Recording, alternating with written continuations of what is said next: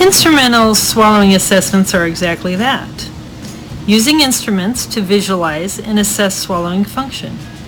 There are two main instruments that are commonly used. The first is the Video Swallow Study, otherwise known as an MBS, or Modified Barium Swallow, or VFSS, the Video Fluoroscopic Swallow Study. And second is FEES, or Flexible Endoscopic Evaluation of Swallowing. Let's take a look at each of them.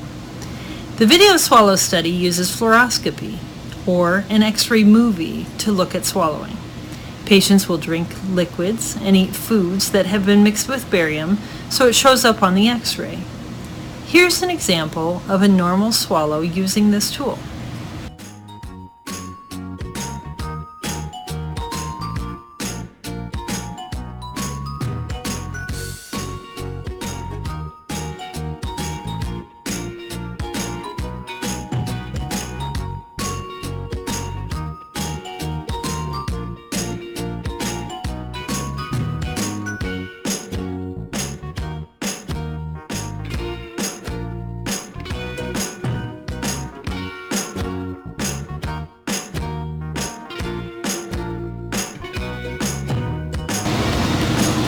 FEES, or Flexible Endoscopic Evaluation of Swallowing, uses an endoscope that is inserted through the floor of the nasal cavity and allows visualization of the pharynx. During the swallow, there is what is called a whiteout period, but milliseconds before and after the swallow can be seen. And if aspiration occurred during the whiteout swallow period, is generally visible in the trachea.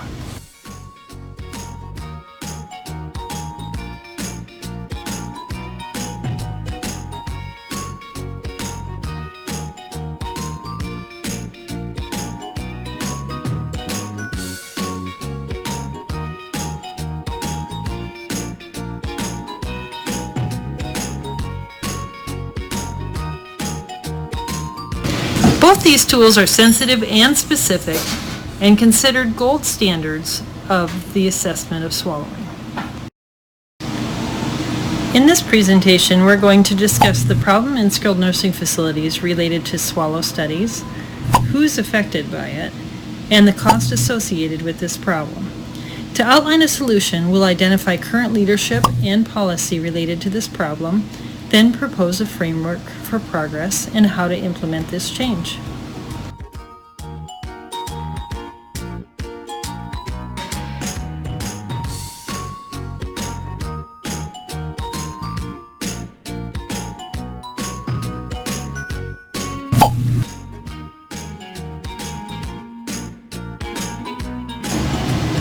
In March of 2019, the ASHA Leader featured an article about instrumental swallowing assessments in skilled nursing and long-term care. They stated that some facilities do not allow their SLPs to order instrumental swallowing assessments, and without access to these tools, providing evidence-based practices is extremely difficult for the SLP.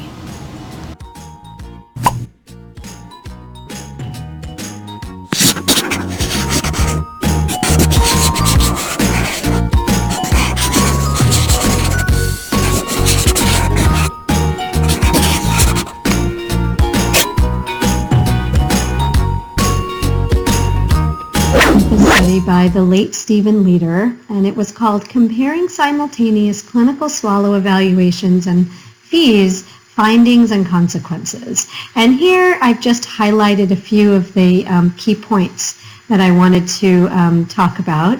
The research goal was to conduct blinded ratings of simultaneously recorded bedside and FEES using the exact same swallows, thereby allowing for control of both temporal issues and testing environments.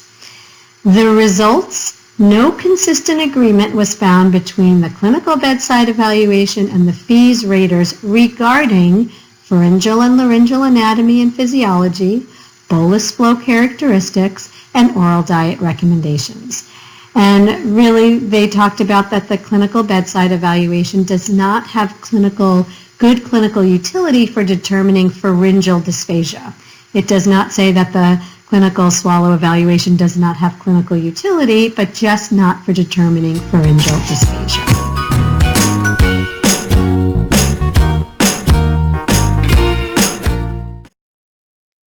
So this is an example of a patient who is silently aspirating. So with a clinical bedside evaluation, this isn't something that you would be able to necessarily see. So I'm going to play this for you. And you could see that first swallow, a lot of residue, and that second swallow, aspiration on the anterior tracheal wall.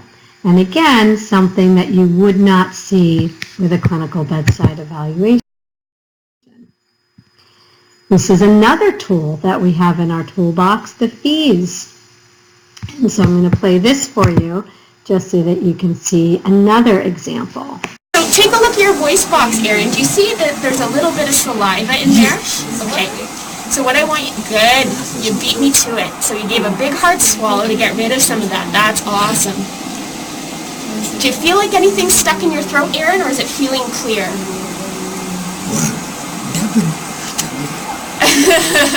Yes, the scope is there. But do you feel any saliva sitting in your throat, or does it feel clear? I feel clear. Feels clear. And it looks clear, too, right? We're not seeing anything pink.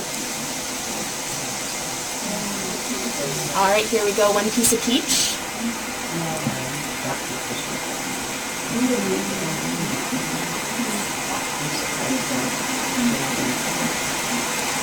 There it is. Does it feel like it's all gone? Now that you're familiar with instrumental swallowing assessments, both the video swallow and FEES, let's compare it to the clinical bedside swallow assessment, which is often the only assessment SLPs are able to do in skilled nursing facilities. Alright, I'm just going to check your swallow with different consistencies and different types of food.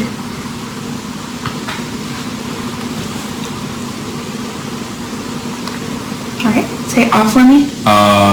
Thank you.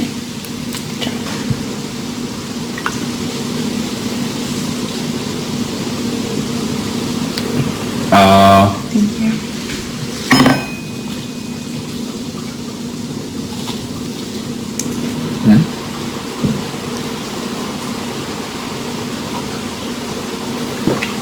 Alright, awesome. Say off for me. Alright, thanks. How does the SLP determine if someone is silently aspirating? How much and how often are they aspirating? And what textures are problematic? Thin liquids or solid foods? The answer is they don't, because no one has X-ray vision. And this is why current research is recommending the clinical bedside assessment be considered as just a screening tool, not a full assessment for pharyngeal dysphagia. Without instrumental assessment, research indicates SLPs miss up to 40% of the patients who are aspirating and recommend incorrect diets 68% of the time following a clinical bedside assessment. In other areas of medicine, we used advanced technology for diagnosing health problems, coming a long way from the old feel and guess strategy. So why are SLPs in skilled nursing expected to compromise their practice and attempt to diagnose pharyngeal dysphagia using outdated practices?